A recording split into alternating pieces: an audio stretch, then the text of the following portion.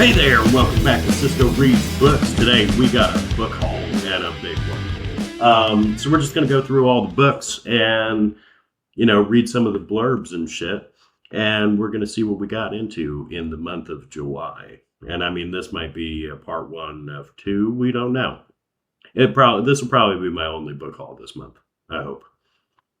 So yeah, we're going to start off with some offerings that I found at my local P. Dalton, which is Barnes & Noble's Light, I guess. And I'm a sucker for covers, so this one is definitely falling into that one because this dude looks fucking badass.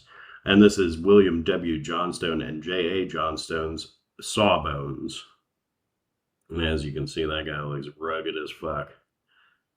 So, yeah, that kind of caught me. I'll read you the back of this one. Vengeance with a Scalpel. On the blood-stained battlefields of a divided nation, Dr. Samuel Knight used his surgical skills to treat wounded Confederate soldiers.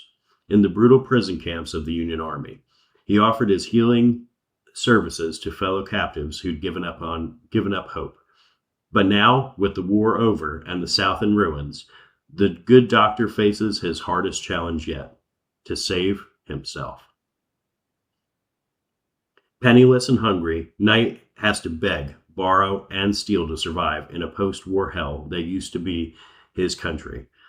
By the time he reaches his home in East Texas, it's been taken over. Ruthless Union soldiers rule over the town with an iron fist. A Yankee carpetbagger is living in his old house, and the jackal has forced Knight's wife to marry him. A normal man might give up, but Dr. Samuel Knight is going to take back what belongs to him. With a heart full of grit and a hunger for vengeance, and with swift surgical precision, he'll stick a bullet in every dead man walking. So yeah, that sounded pretty good. So I bought it. The next one is another one from William W. Johnstone and J.A. Johnstone, and this is, that was book one in a series as well. This is also a new book one, and this is Buzzard's Bluff. The cover's not as good, but the back is good. Eat, drink, and be wary. When Ben Savage receives a telegram informing him that an old friend died and left him his saloon, he's not sure what to think. Western saloons are as wild as it gets, full of rowdy ranchers and cocky cowboys, high-stakes gamblers and low-life drifters, hard liquor and easy women. Then there's the occasional outlaw gang. But when Savage travels to Buzzard's Bluff, Texas, to check out his inheritance, he meets the saloon's lovely manager, Rachel Baskin, and has a change of heart. As an experienced lawman, he figures he can run a decent establishment, keep things friendly, peaceful, and orderly. There's just one problem. A rival saloon owner wants Savage out of the way so he can control all the vice in town, and some of his men are bound to turn up in his saloon, thirsty for whiskey and killing. So yeah, two westerns. I don't know when I'll get to these. Sawbones I might get to a little bit faster because that one actually sounds really good. So then after that, we got most of the standalone offerings from James Rollins. So we're just going to go through them one at a time. So one of these I already did a review on, and that is Amazonia. And that is right there. Awesome book. Highly suggest you check it out because it's fantastic. I do love standalone thrillers. Obviously we're going through that issue right now where I'm in, 5 or 6, 7 different series, somewhere around there. And all long running series. So we're trying to get away from that and do some standalone stuff. So the next one is Deep Fathom. So this one I'll read you the back of. Actually, the rest of them I'll read you the back. Ex-Navy SEAL Jack Kirkland surfaces from an aborted underwater salvage mission to find the Earth burning. Solar flares have triggered a series of gargantuan natural disasters. Earthquakes and hellfire rock the globe. Air Force One has vanished from the skies with America's president on board. Now, with the U.S. on the narrow brink of a nuclear apocalypse, Kirkland must pilot his ocean-going exploration ship, Deep Fathom, on a desperate mission miles below the ocean's surface. Their devastating secrets await him, and a power an ancient civilization could not contain has been cast out into modern day, and it will forever alter a world that's already racing towards its own destruction. Yeah, so that sounds fucking awesome. So yeah, I don't know how you aren't hyped about that when you read that blurb. So yeah, that one, we're going to be reading that one soon because I really do, I'm interested now. The next one is James Rollins' Excavation. I was going to say evacuation. Excavation. But reading is fundamental, guys. All right. So yeah. High in the Andes, Dr. Henry Conklin discovers a 500-year-old mummy that should not be there. While deep in the South American jungle, Conklin's nephew, Sam, stumbles upon a remarkable sight nested between two towering peaks, a place hidden from human eyes for thousands of years. Indigenous traps have been laid to ensnare the careless and unsuspecting, and wealth beyond imagining could be the reward for those with the courage to face the terrible unknown. But where perilous journey inward ends, in the cold, shrouded heart of a breathtaking necropolis, something else is waiting for Sam Conklin and his exploratory party. A thing created by man, yet not humanly possible. Something wondrous, something terrifying. There are miracles that should never be wished for. There are mysteries that should never be unearthed. So yeah, well, like I said, like these standalone James Rollins novels have like some of the best blurbs that I've read in a while. And that's why I'm like, I saw all these, they're on Amazon, and I was like, yeah, boop, boop, boop, all four, let's get them in there.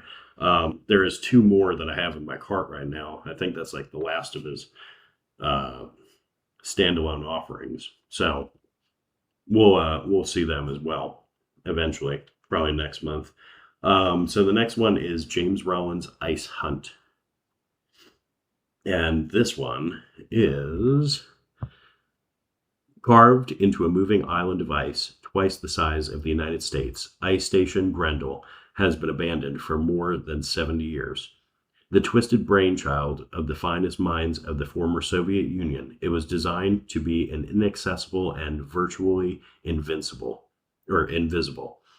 But an American undersea research vessel has inadvertently pulled too close, and something has been sighted moving inside the allegedly deserted facility, something whose survival defies every natural law.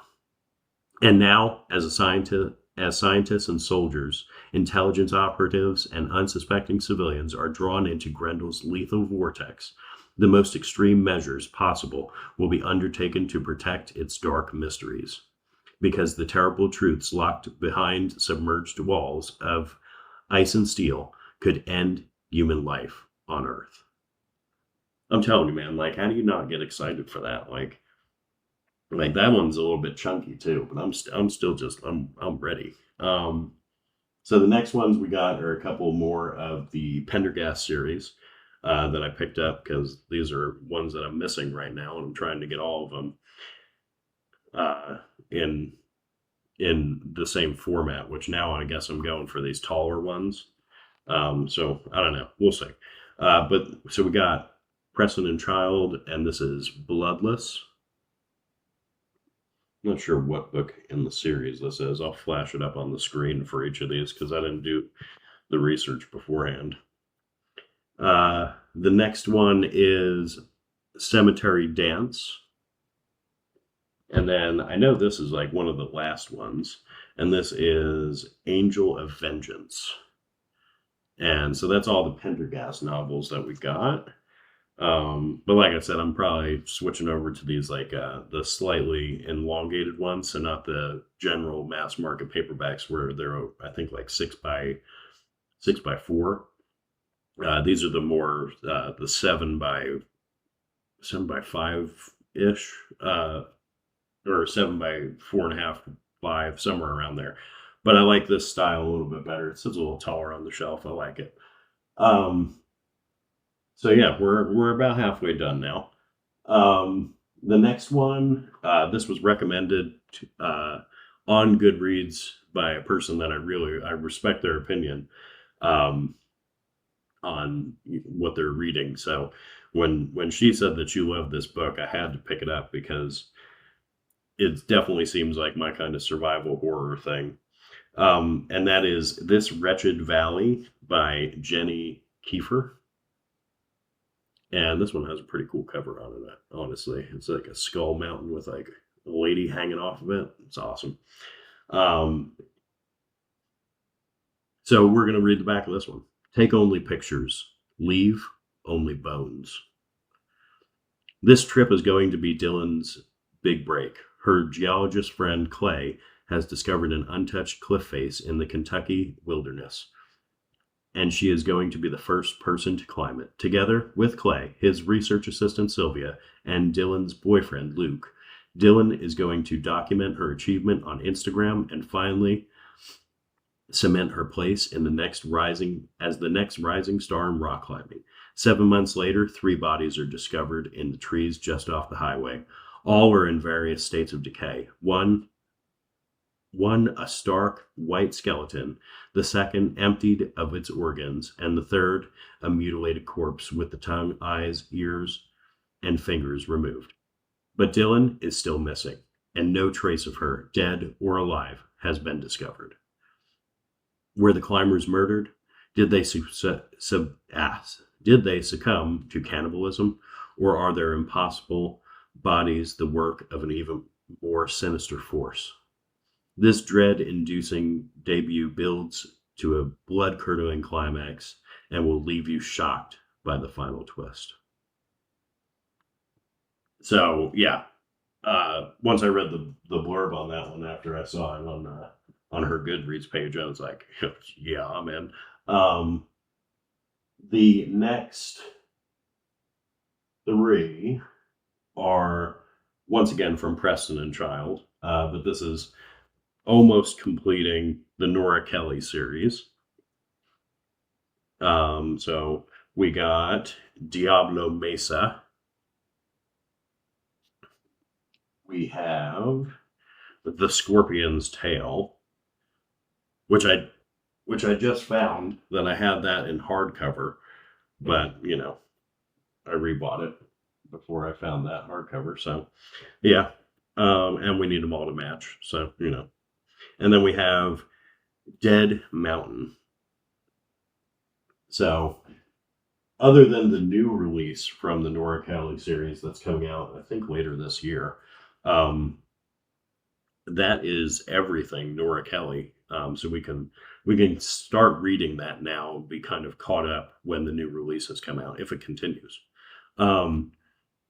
The next one was a little bit out of character, or at least for me, but I have been looking into getting into this author a little bit, and I heard that this one is a little bit of crime, but more of like the gangster element crime, kind of like Godfather, or at least that's what people say. I don't know, but we're gonna give it a shot, and that's Dennis Lehane's The Given Day. So I've heard a lot of stuff about this one throughout BookTube and just like all over the place. So I wanted to give it a shot, and I know Dennis Lehane's a good writer, so we're gonna check it out. Set in Boston at the end of the First World War, best-selling author Dennis Lehane's extraordinary 8th novel unflinchingly captures the political and social unrest of a nation caught at the crossroads where past meets future. Filled with a cast of richly drawn, unforgettable characters, The Given Day tells the story of 2 families, one black, one white, swept up in a maelstrom of revolutionaries and anarchists, immigrants and ward bosses. Brahmins and ordinary citizens, all engaged in a battle for survival and power. Coursing through the pivotal events of a turbulent epoch, it explores the crippling violence and irrepressible exuberance of a country at war with and in the thrall of itself. So, yeah, like I said, I've heard a lot of stuff about this, and I just wanted to give it a try. And I haven't read anything from Dennis Lehane other than like Mystic River, and that was like God ages ago.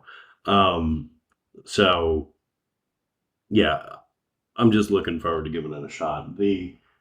So the next three are thank you to Timothy Ivy and his channel, because he got my curiosity piqued again to dive back into this series, and that is Monster Hunters International, which I know he just finished that book, and I've only read the first one, and it was phenomenal. But I didn't have the physical copies of them, so I bought them. These are in the trade paperback size, and they're awesome. I mean, it's Bane covers, so you get like the badass on the front with the shotgun in your face. Like it's awesome.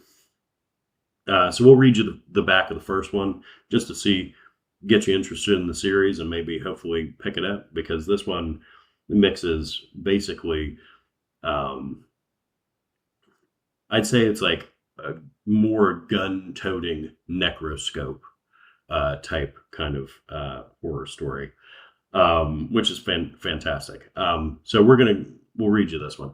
Slaying monsters is their business, and business is good.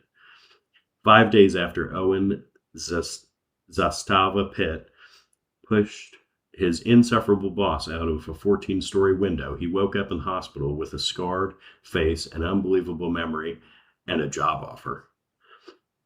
It turns out that monsters are real. All the things from myth, legend, and B-movies are out there, waiting in the shadows. Officially secret, some of them are evil, and some are just hungry. On the other side are the people who kill monsters for a living. Monster Hunters International. It's the premier eradication company in the business, and Owen is their newest recruit.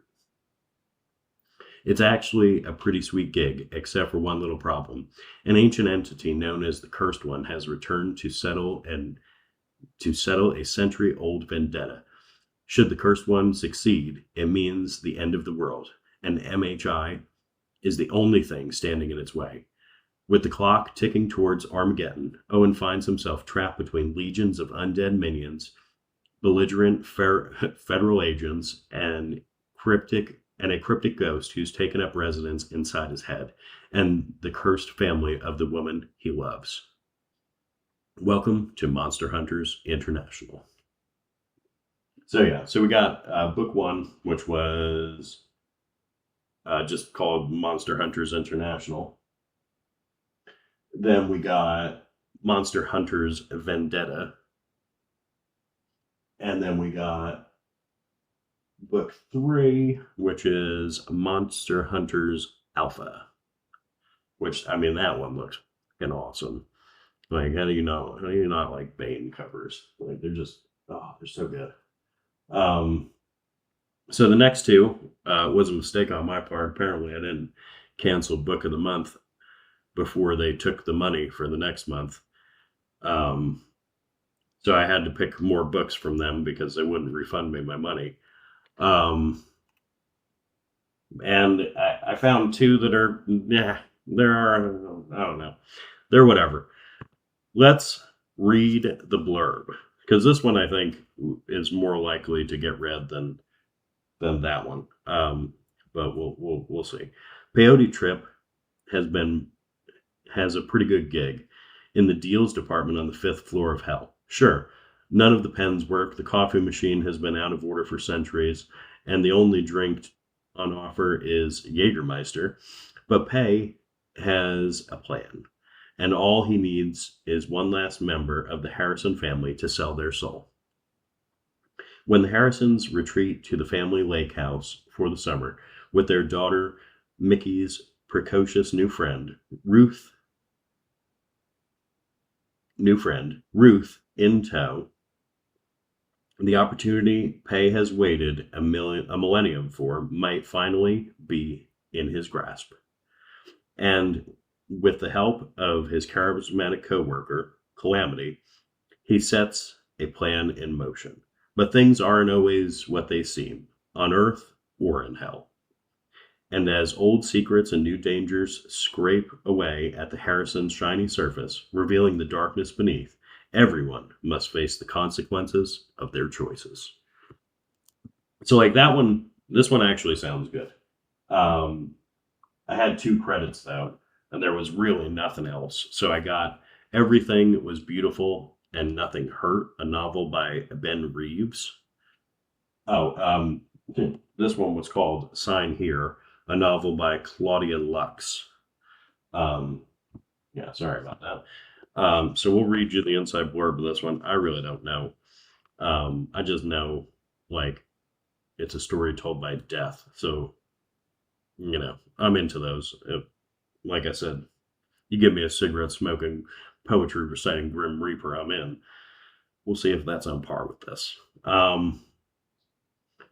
Travis's death in the modern world. He lives with his cat in a small gray town. His job is to offer people comfort in their hours of life, in their final hours of life, which he does without complaint or judgment. He's stoic, gentle, and a little naive, despite who he is, but he never tries to change anyone's fate. He is responsible for maintaining the balance of nature, and every life must eventually end. Then Travis meets Dahlia, a midwife, and her boisterous 8-year-old daughter, Layla, who lives across the hall. And despite his best attempts to keep his distance, Travis finds himself wholeheartedly embraced by other people for the first time. So it is with his seemingly unremarkable family that Travis begins to understand what it means to be truly alive, and therefore what might be irrevocably lost in death.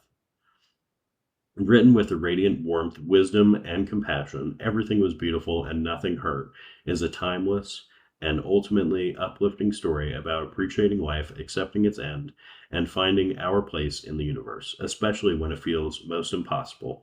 That will resonate with anyone who has ever loved and lost or worried about time's passing. So, that doesn't sound horrible. It's pretty short. I don't know. I might just breeze through it and see what the hell's up with this. I'm not sure. But it's there. If I ever get bored and have nothing to read, it's there. But Sign Here, I definitely will probably read that one. That one actually sounds kind of funny. And I do like humorous, dark humorous books. So that's it for the book haul. I hope you enjoyed that and found something in this plethora of options that I have that you put into your Amazon cart and give it a chance. Yeah, James Rollins standalone stuff, I would definitely aim for that because Amazonia was fantastic. And you heard the blurbs on the rest of them. Like, how are you not in on this? Because those sound good. So until next time, read.